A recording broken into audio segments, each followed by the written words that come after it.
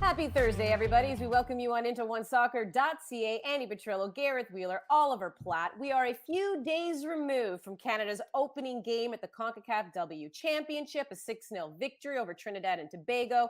They remain undefeated all time against that nation, the Soca Warriors, 9-0, now outscoring them 40-0. Ollie, I'll start with you. We were on the panel together, and I know, heading in even to that second half, It's in the my Canadians, chair, my seat. he took your. Oh, You I like took it your out seat. there. You're You not can going to have the get middle.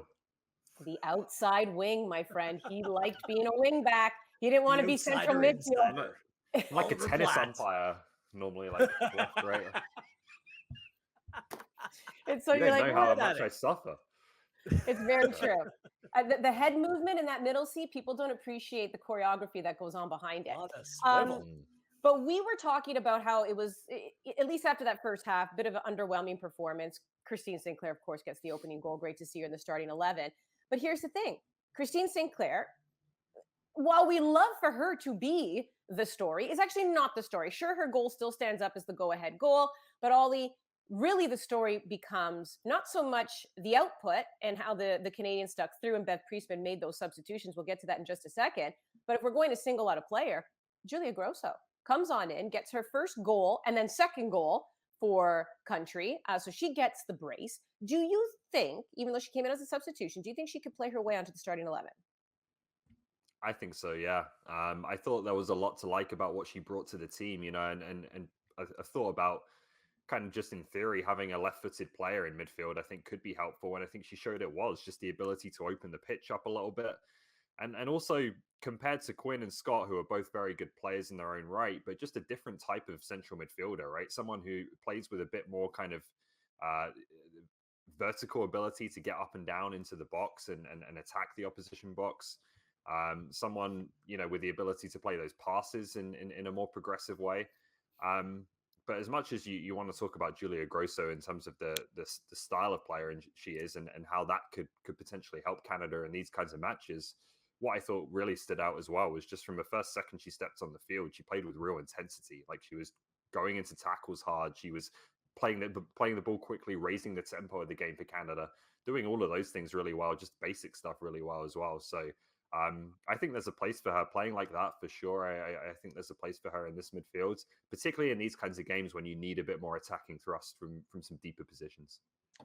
I like Julia Grosso, but I'm not sure how much you learn from playing in a game against Trinidad and Tobago. With all due respect, I think Ollie's right. Things were far too slow. There was no tempo whatsoever in the first half. Even though Canada could have had 4 or 5 goals in the first half anyway. I mean, this is just an inferior opponent. This is a team that you should be beating 5, 6, 7-0. She stepped in, did her job, was impressive. I agree. At some point, I think that she will battle her way into a starting position. Will it be in this tournament? I highly doubt it. I think we kind of understand what Bev is what Bev Priestman is comfortable with, and she likes Quinn and Des Scott in that double pivot. Playing a much more defensive role. And Canada still, they never really looked like they were going to be scored on, right? And when you go up against the biggest and best teams in this region and beyond, you probably have to be that little bit more resolute defensively, which Canada continue to show that they are. So I'm not sure if we're going to reinvent the wheel in this tournament, but Grosso absolutely has a role to play. Yeah, I mean, the opponents are the opponents. We always knew this was going to be the case in this championship. It was all about what can we see from the Canadians in the semifinal if they do, in fact, end up playing Mexico. Mexico, obviously, with some ground, to make up after dropping that first game too, right? So who will they play in that semi? And then, of course, in the final, we're assuming it'll be the United States. And, of course, even the United States, the way they opened the tournament, yes, some defensive mishaps, but not really giving us any reason to believe they wouldn't be in the final. I get that. But to your point, Gareth, they should be beating these teams by multiple goals. So they did just that. So now we're just kind of looking at little things where could Bev Priestman experiment with in the future? Another one here I do want to throw at you here, Ollie, because we brought it up.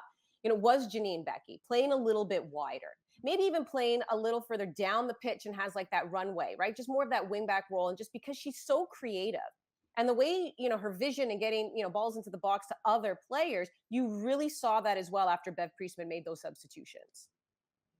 Yeah, got to get her into a wide position one way or the other, I think, and that can look differently tactically depending on how you arrange the team as a whole. But I just think the way Canada started the match they play with Christine Sinclair in that withdrawn position, and the wingers get very, very narrow, right? And their job is to get into the box and be goal scorers. And Janine Beckie can do that. I still think she can do that to a level.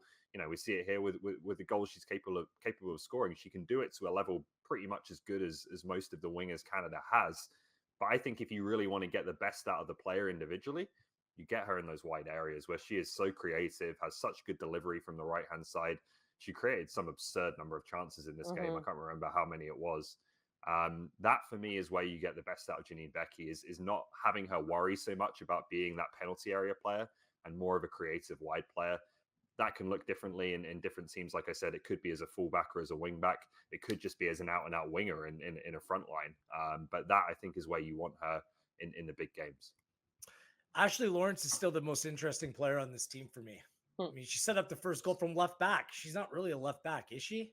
Like, she's playing there because really there's no one else right now. But for me, if you want to add more to the attack, you push her up into the midfield. We keep on saying it.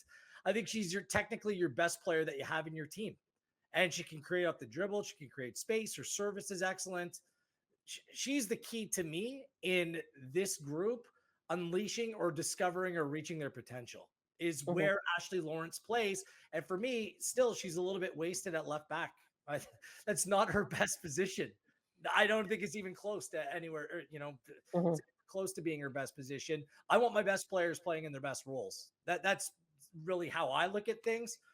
Obviously, things are being looked at in a different way when it comes to her. So after day one, play will resume again Thursday night. The Canadians will be back in action again on Friday when they take on Panama. So you have the United States with a 3-0 victory. You have Jamaica with that 1-0 victory over Mexico. Canada, of course, beating Trinidad and Tobago 6-0. And Costa Rica beat Panama 3-0. And I know, Gareth, going into this, you felt they were the favorite, to win it as the defending Olympic champions as well. Based on all those first round games, you still feeling that way? Sure. I don't think we've learned much other than the fact that all this hype surrounding Mexico might have been a little bit too much, to be honest with you. That's kind of how I read things heading into the tournament. Improved, yes. Ready to compete against the likes of Canada and the United States, no. Jamaica might be a little bit more of a stiff test. We'll see. And I think we'll learn more in their next game to see how good they might be. But right now, it's between Canada and the U.S. Decent performance from the U.S. in their first game. I wasn't blown away. I documented on the last show how many changes, how many new players are in their team. This Canada team, it's the core that won the Olympic gold medals. They should be considered the favorites to go on and win this tournament. The interesting thing about the Mexico-Jamaica game for me was that Mexico kind of got done in the way we were a bit worried Canada might fall short, right? Which is a game where they have loads of the ball and kind of dominate and just can't score, can't break a team down and end up conceding one off a set piece. And Jamaica could be an interesting team in that way. They have a world-class player up front in Khadija Shaw who can score a goal against anyone. They have a much more solid foundation than the team Canada beat 9-0 at the last Olympic qualifying tournament. Because completely different, eh? Yeah. Well, they are completely different, right? Because they've done what the men have done and brought over a load of players from England who are dual nationals. So not as many as the men. It's just a handful in the women's team, but there's some good players there that have made them a lot stronger. So I think that could be an interesting potential semi-final for Canada. In terms of the United States, I still, watching that Haiti game, there's vulnerabilities in that US defense. And I think Canada watching that game will think we can score a goal against this team or a couple of goals. And, if we're then left to rely on what we've got at the back to stop them, I think they'll be feeling pretty good about that. Especially with Christine, like my biggest takeaway, to be honest with you, Andy, from that first game is how dominant Christine Sinclair is and can be for this team. She's still the focal point in attack. Yeah. That's a wonderful finish. It's the one player in the team. I'm like, when the ball falls to her inside the 18, something's going to happen. She's going to be taken down. The ball's going to be end up in the back of the net. There's no player like her on this Canadian team. And I think largely the successes and or failures of Canada to go in and win this tournament still rely on the foot of Christine Sinclair or the head in case of the game earlier this week. Yeah, really quick by her to get that opening goal for Canada. Of course, ends up being the go-ahead goal, and she was taken down in the box, which led to the penalty kick.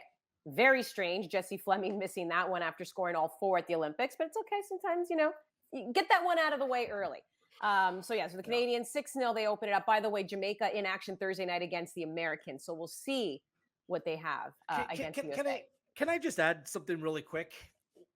my biggest disappointment from the other night was very little crowd, very little atmosphere. I'm not sure if you guys watched any of the women's Euros, the England match. I know they're playing at home. They're playing at Old Trafford in Manchester United. What was it? 68,000, like proper atmosphere. There was buzz. There was no buzz there. And I actually felt bad for both teams. For the teams that are playing right now, you know, we need to get to a point where these stadiums are full, are more packed. There's an atmosphere. These games are important. These games matter. For all the bickering and over the top bickering where the games are being televised, let's get people in the building. This is the most important thing. This is the real life thing that builds atmosphere, makes something a spectacle. Is when it's in a stadium like that. Beautiful stadium in Monterrey, but I thought it was a shame that there was very few people in that stadium.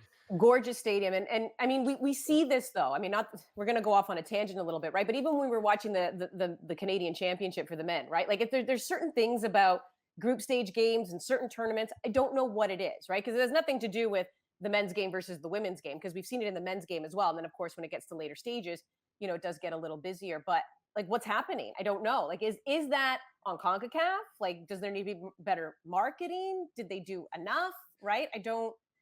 That's I think a topic for ticket prices. There's a lot of factors that way. It's hard to come away with any sweeping reason over the, just one reason why. But I just find it unfortunate. Like Canada went through the Olympics and had to play every game in front of no one because of the pandemic. Yeah. Then you're hoping for this significant tournament that they'd be playing in front of a decent crowd as well. Hopefully they build as the tournament goes on and some atmosphere is created, because the players deserve more than that.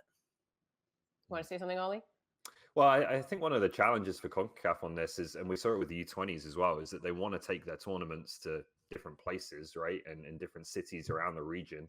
The reality is right now, if you want the crowds to come in for these kinds of matches, you play the game in the States or in Canada, right? But there's obviously a desire on the federation or the confederation level to spread the love and spread the wealth and give different countries and cities an opportunity. So hopefully it builds, like Will said.